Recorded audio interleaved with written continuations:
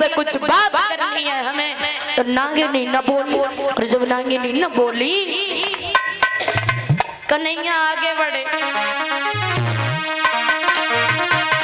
आगे बढ़े अरे नाथ ने बाकी पूछ दियो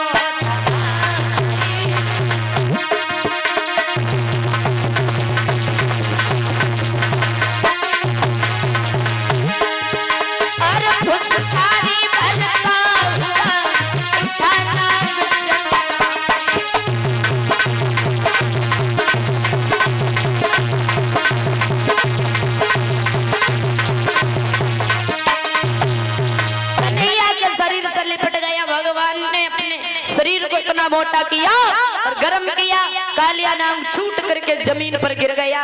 भगवान ने फन पर पैर रखा तो कालिया नाग को भगवान का विराट रूप दिखाई दे गया।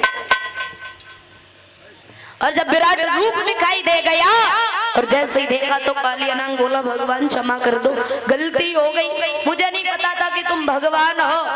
कन्हैया बोले कोई बात नहीं, सुनो कालिया नाग, सुनो नागिनियो, पहली बात हमें कमल के पुष्प ला करके दो, और सुनो हमारी ना गेंद खो गई, उस गेंद को ला करके दो, उसके बाद हमें अपने फन पर सवार करके काली दह से बाहर छोड़ के आओ, और सुनो आज से तुम इस काली दह में नहीं रहोगे, रमण द्वीप पर रहोगे, क्योंकि तुमने पानी इतना विषैला कर दिया, अगर इसके ऊपर से कोई उड़कर भी चला जाता है, अगर हमारी कोई गाय पी लेती है तो वो मर जाती है, इसलिए तुम यहाँ नहीं रहोगे। कालिया नाग बोला महाराज हमें गरुड़ नहीं रहने देंगे रमण द्वीप पर।